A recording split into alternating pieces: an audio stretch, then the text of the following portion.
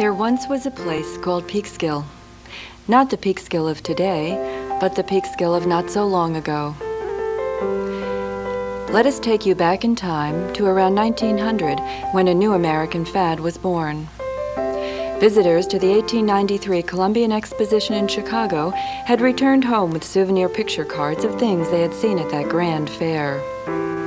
Each city, town, and village suddenly discovered that it also had scenes which could be mailed for 1 penny. Photographers appeared on streets with their box cameras to record hundreds of individual Peekskill postcard scenes for future generations. Main Street was appropriately named, as it was a main thoroughfare. It once terminated at a riverside dock and then stretched eastward to Connecticut. For 50 years, it was a toll highway or turnpike. The downtown portion of Main Street was lined with shops and offices on its north and south sides.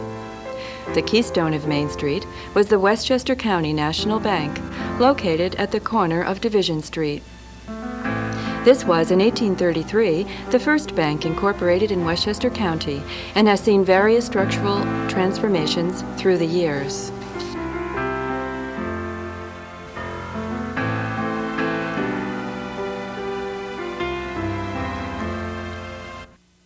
Further along on Main Street was the renowned Eagle Hotel.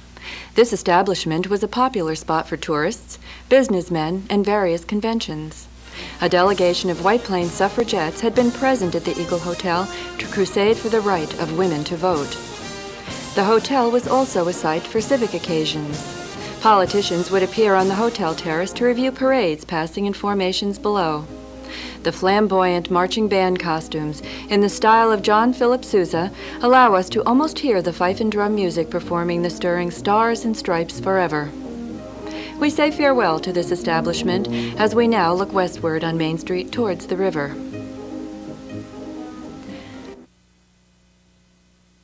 So popular was the new picture postcard that specialty shops appeared in various towns, including on Main Street in Peekskill. Add the rattle of wagons on the unpaved streets with the dust and mud, and we know we are in a different era.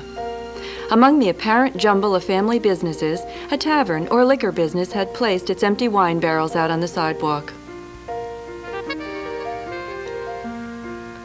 Should you wish to have your shoes shined and your hat cleaned, you knew where to go in 1915. Main Street was the site for the first municipal building, which evolved in 1937 into the present City Hall. The Cortland Hook and Ladder Company has had a home near City Hall since the days its truck needed 2 drivers. Peekskill's most notable citizen, Chauncey Depew, often returned to his Main Street residence.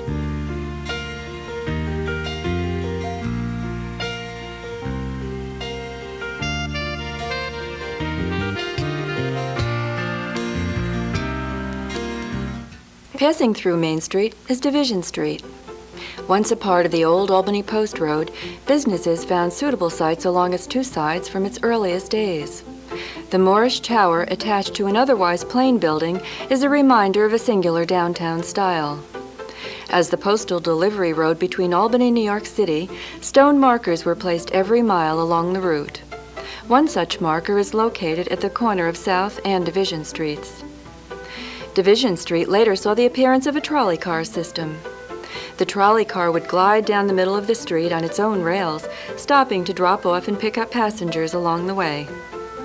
As motorized transportation increased, and in a time before synchronized traffic lights were installed, police officers stood at each downtown corner to direct traffic with hand signals. We observe how the trolley had previously seemed so compatible with the activity of its time.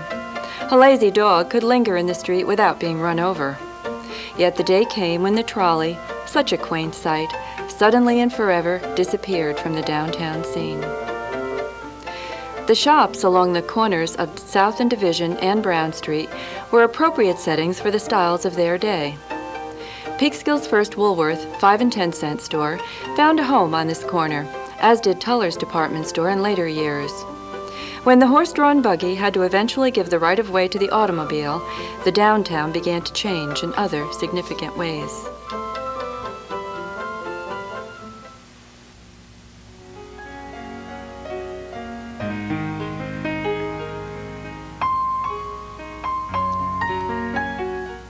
Running down towards the river, South Street had its landmark structures and busy commercial traffic.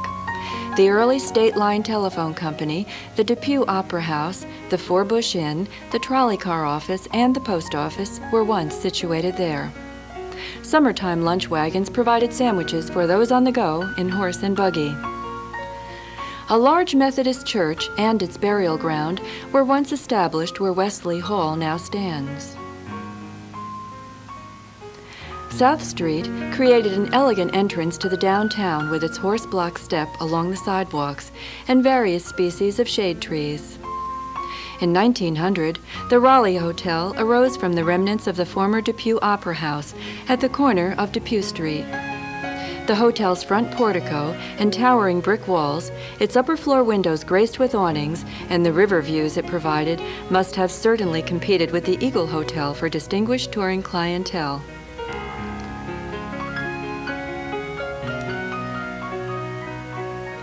The present post office building appeared at its current locale in 1931.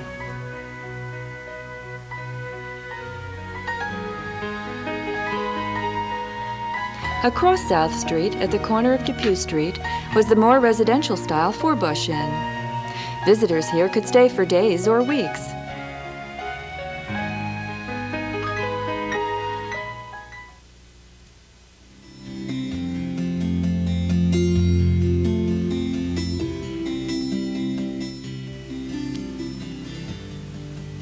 The downtown Park Street Circle was at the junction of Central Avenue and Division Street.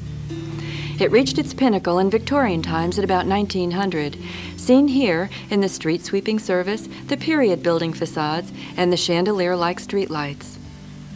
The Peekskill National Bank was located at the corner of Central Avenue and Division Street. We have here a rare postcard with a double scene. On the right is the present-day Riley Building. It once accommodated the post office and the Peekskill Blade newspaper office. The present rectory on Union Avenue was once the Roman Catholic Church with its own steeple. Note the gables and the white stone trim on this former freestanding red brick post office building. The Baker Underwear Factory, once on Brown Street, seems here quite stark and utilitarian. The Elks Club edifice has stood for nearly a century on Brown Street.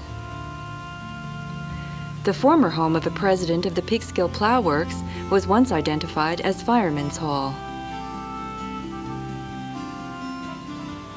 The Soldiers' Monument was completed in 1916 to commemorate the successful efforts made by nearly 700 veterans from Peekskill and Cortland who served during the Civil War.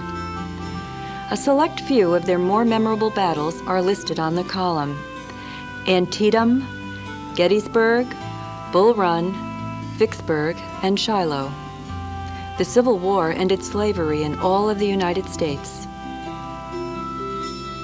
The Flatiron Building was nicknamed for its triangular shape on its own block. The correct shop of years gone by raises our curiosity of the years when cigar shops also had their own storefronts. The Peekskill Rollerdrome, once on Park Street, featured the Swanson Miracle Floating Floor.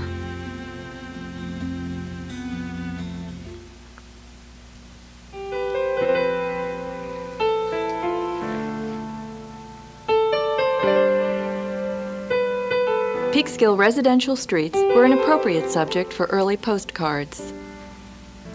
The bird's eye view was popular then and allows us now to see areas in perspective. Nelson Avenue was visualized in a time before street paving, in fact, before automobiles. Here we see a spiffy buggy with its well-groomed horse and rider.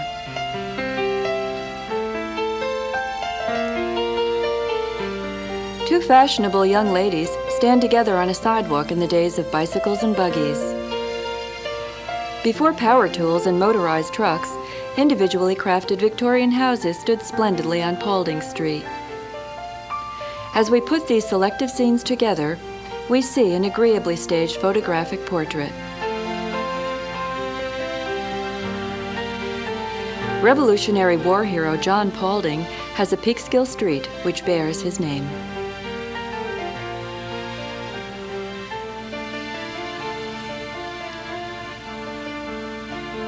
Depew Street shared the arrangement typical of Victorian developments: shade trees, front lawns, porches, and awnings. The sidewalk space allowed an original author to write, "Will write soon, Nat." Smith Street also had its graceful home set back from the dusty street.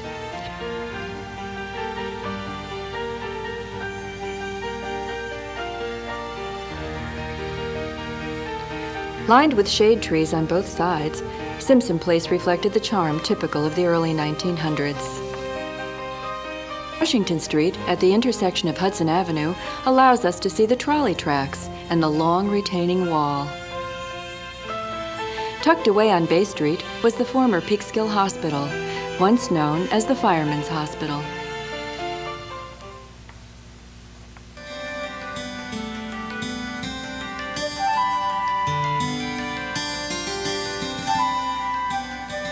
The Van Cortlandt family home was the scene of Revolutionary War activity used by General Washington.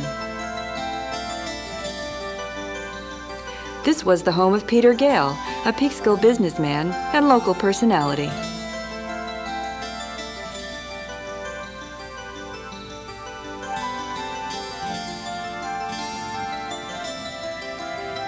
In 1859, the first Drumhill School was built on Ringgold Street in a bell tower style. On the hill where the British once shelled the village with cannons, the older building was replaced by a grandiose Greco-Roman structure in 1912. Its interior featured a skylight roof, a Parthenon frieze reproduction around the third floor, neat Ionic columns, and an open courtyard space. All radiated from the statue Clio, the muse of history, who was seated serenely at the central staircase.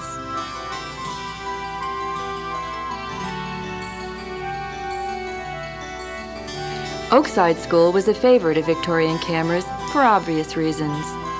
As visual enthusiasts, the more turrets and towers, curves, panels, and recessed spaces, the better.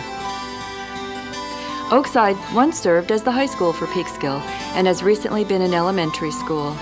A modern building now stands on the site. The Uriah Hill School represents the full flower of Victorian extravagance in 1912. The roof line's embellishments, such as its gables, ornate window treatments, and the arching curves, were all meant to dazzle and impress, with the feeling that going to school was important business indeed. Park Street School was built in the more modern style of direct simplicity. This is the western facade of the present middle school on Ringgold Street. A former Peekskill estate on Simpson Place became for a while the Westchester Military Academy. Beginning in 1872, St. Mary's, operated by the Episcopal Sisters, served as a girls' school overlooking the Hudson. After serving this function for about a century, the facility is now the Chateau Reeve Apartments. St. Joseph's was another church-affiliated social agency along the river. It cared for thousands of orphan boys and girls. The former Townsend estate was incorporated as part of the original St. Joseph's property.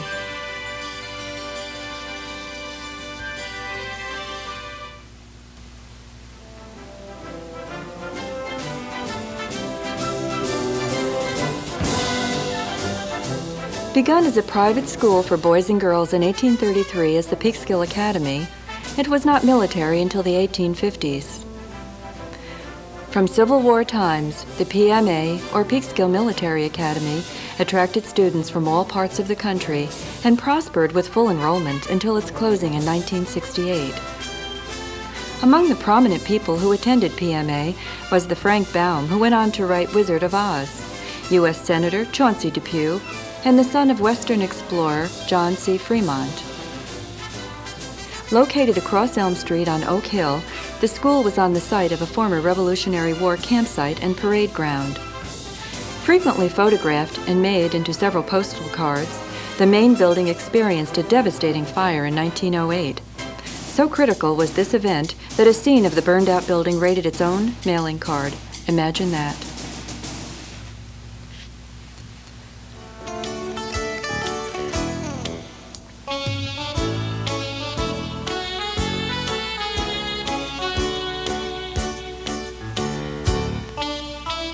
Using a downtown trolley as its front scene, a sliding metal clasp opens this unusual postcard. Inside are fold-out interior pictures. Miniaturized and in black and white, most of these scenes are versions of the cards we have already seen in other forms. Postcard mailing was quite the visual diversion until the appearance of a new device at about 1915, the motion picture machine.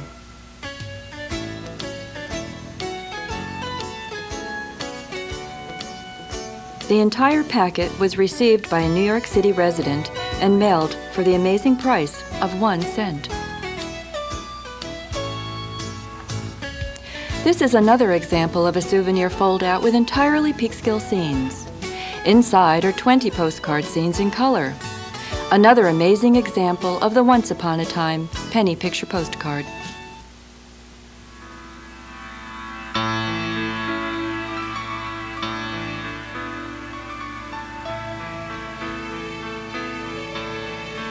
Watched over by its massive guardian angel since 1905, the Assumption Building has had an interesting history. It was originally built as a multi-use facility. Alert and fierce lions once guarded its entrance, which now stand vigil at the rectory. The Peekskill Presbyterian Church has been a distinctive landmark on South Street for just about a century.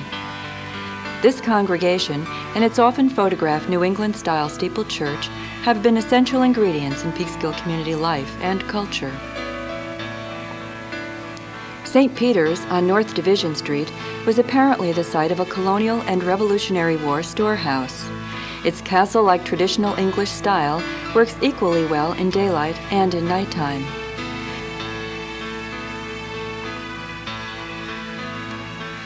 The Hungarian Reformed Church still stands in lonely isolation, tucked away on a sharp turn off from North Division Street, once providing cultural and religious unity to the diverse immigrant community. This particular Methodist church was once on South Street. The Depew family and the family of James Brown once turned to this facility for their spiritual needs.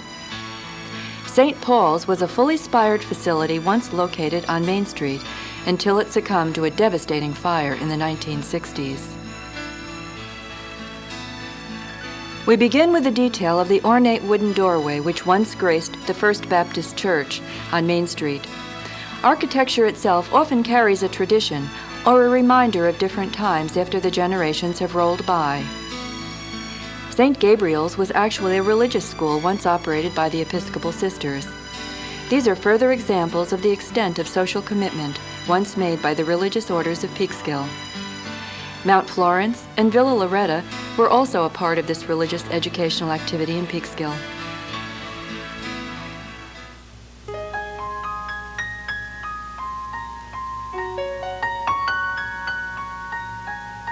Chauncey Depew established a public park for all people to enjoy with the gift of his family farmland to the city of Peekskill in 1901. Planned in the manner of the late 1800s, the original park offered a landscape meant to be appreciated in a leisurely and relaxed manner by pedestrians and families. A bandstand, characteristic of the time, was used for ceremonial events, including patriotic speeches and small musical performances. Stone-columned entranceways located off Depew, Fremont, Walnut, and Elm Streets provided easy access to the park. One then entered a pastoral world of natural scenes. Winding footpaths, a variety of tall trees, several reflective pools and water fountains were meant to divert and amuse. An artificial lake and island created a groundscape where the average person experienced what was then available only to those with wealthy estates. Lake Mitchell was named to honor the family name of Mr. Depew's mother. Exotic caged birds and a small playground were also maintained. A multi-purpose athletic field allowed the more vigorous to engage in team or solitary sports. Later came statuary and small monuments, including one dedicated to the first flyer to die in World War I. Mr. Depew donated an 8-foot-high bronze statue of himself to the park in 1916. Although the question may arise, what exactly he is pointing to?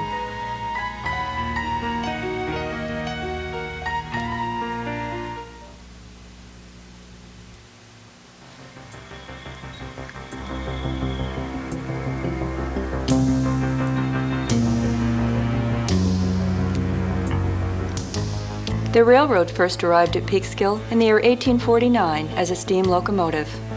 This 19th century invention was pioneered by a Mr. Peter Cooper, a notable person with Peekskill roots, who devised the early Tom Thumb locomotive in the early 1830s. As they approach Peekskill, the tracks pass along Travis Cove and behind Travis Point. Just to the south was the huge Fleischmann Manufacturing Company. To the north was the newer Peekskill Railroad Station. The original depot was located on Water Street, where President-elect Lincoln stopped in 1861. The present station appeared in 1874, way back in horse and buggy days. Freight and baggage were then a considerable part of the railroad business before car, truck, or airplane transport. Peekskill was a busy station, with industrial products loaded and unloaded aboard special trains. The waterfront at that time was crowded with businesses somehow connected with the commerce, with the station conveniently located at the very center of activity.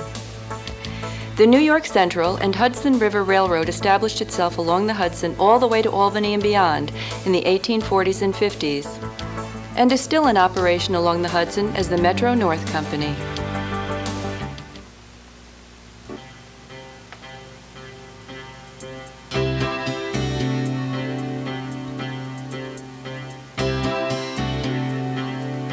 A close-up of the postcard version of the early Peekskill landing reveals the center dock stretching itself out to meet incoming river traffic. The vessels were combinations of sail and steam in all sizes and capacities. The stagecoach was the taxi of its time, looking for passengers traveling to and from the dockside. The distinctive chimneys and local costumes indicate the early Dutch origins of the first settlers to the community. During the 8 years of war during the Revolution, the Peekskill waterfront was a valuable resource for the American military. It was a target of attack for British forces, who arrived in 1777 to raid and destroy buildings and supplies at the waterfront. After the resolution of that conflict, Americans got down to business. Most of the 1800s saw a constant use of 3 riverside docks. There was an upper, a lower, and a center dock. Unlike today, the waterfront was seen as a place for business and a means to wealth. As many companies as possible crowded into every available space. By the year 1900, the waterfront seemed to reach its capacity. Lack of space and resources to meet the tremendous growing national demands for its products allowed larger companies and factories to eventually overwhelm the small concerns. Yet, 1900 was the year when the Fleischmann Company decided to place a substantial factory on Charles Point.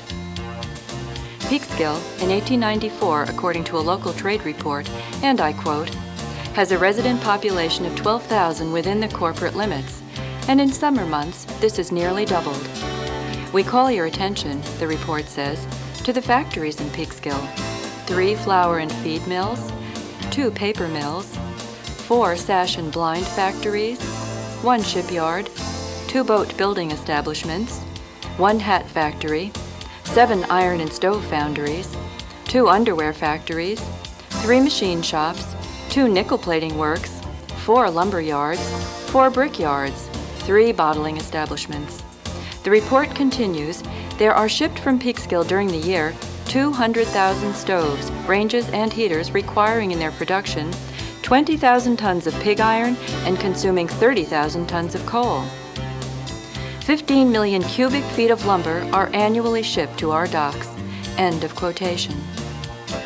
Some of the company names listed with the report were McKellar & Sons, Union Stove Works, Baxter Iron Works, Seymour Brothers, Horton & Mabee, Osborne's Shipyard, Daines & Sons Lumber, and Naylor Brothers Machine Works.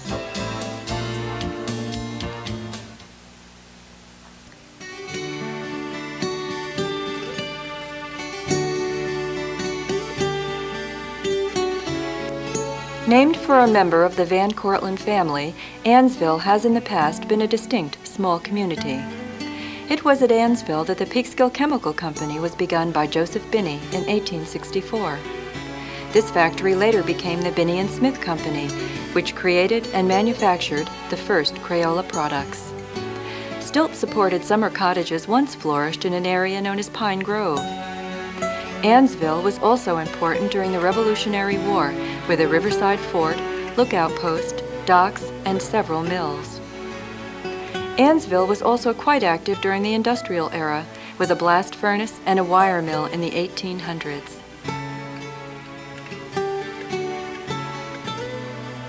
The Hallenbeck brothers earned a tradition for teaching Peekskill youngsters to swim in the creek. The pump house diverted water from the Peekskill Hollow Creek for commercial and domestic use. In the days before the bridge, local ferrymen would use their boats to carry passengers to and from the state camp to the Peekskill docks.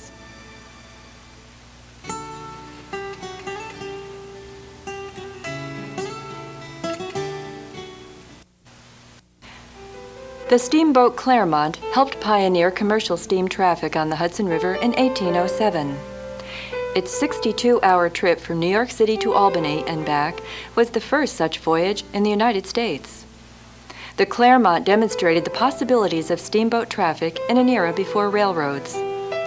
The Claremont's inventor and designer was Robert Fulton, with financing provided by the Livingston family.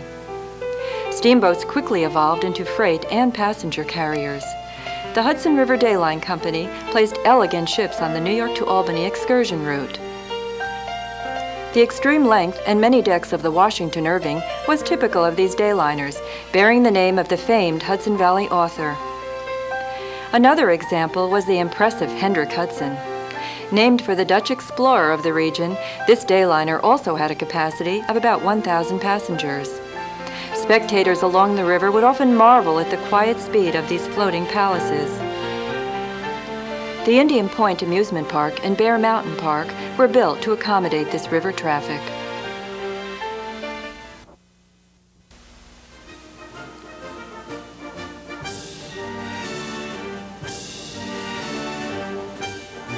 Tucked away among the surrounding hills, located along the north side of Annesville Creek, the 2,000-acre Camp Smith site was originally known as the State Camp of Instruction. The land for the facility was acquired by New York State Governor Alonzo Cornell in 1882. Mr. Cornell had earlier been Peekskill's first telegraph operator in the late 1850s. The state camp was renamed in honor of New York Governor Alfred E. Smith in 1924, and it has been known as Camp Smith ever since. While state and National Guard members once actually camped out in tents on open fields, barrack buildings and a mess hall are now available for those groups participating in programs at the facility. Firing ranges, bivouac areas, tactical courses, helicopter landing areas, and parade grounds are also available. Another former New York governor and then President of the United States, Franklin D. Roosevelt, was immortalized on a postal card standing up in his customized car as he reviewed military formations passing by on the parade ground.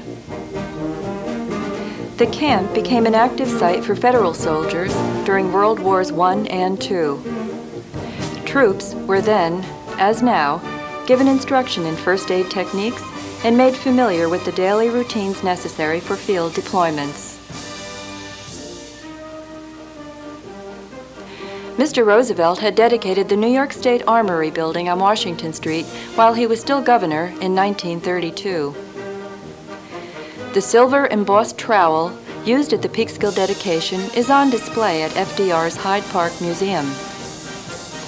The Armory was originally utilized by the service battery of the 156th Field Artillery.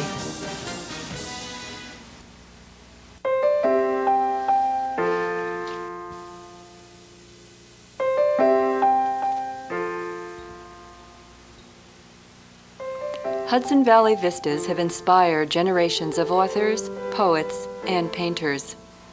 The Hudson has peculiar lake-like qualities at this locale, as a romantic moonlit scene suggests a soft and lingering mood.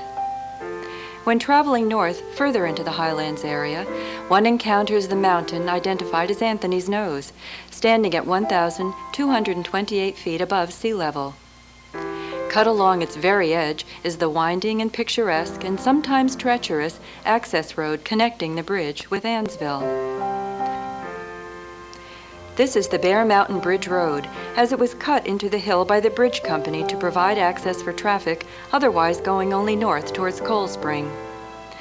The Bear Mountain Steel Suspension Bridge, named for the local landmark, spans the river from Anthony's Nose in Cortland to the Orange County side and West Point. The bridge was financed by the Harriman family and completed after less than 2 years of construction in 1924. The Bear Mountain Park had previously been reached only by steamship and roads along the west shore. The Bear Mountain Bridge was sold to New York State in 1940.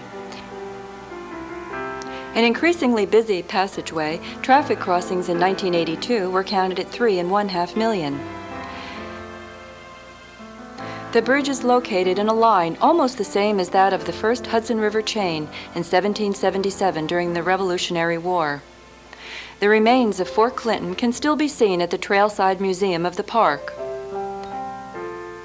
Bear Mountain, its park and inn, the bridge, the Highlands are still surprising locations to those traveling from New York City and beyond. Thus, Peekskill was once known as the gateway to the Highlands. We say farewell to this beautiful region for now. We hope you have enjoyed seeing Peekskill on Postcards. While postcard collections can be made by subject, date, or company maker, the geographic grouping presented here clearly illustrates the pride which was assumed in showing off one's hometown to those living at other localities. The typical postcard message, "Having a good time, wish you were here," sent to a friend or a loved one, has become a part of Americana.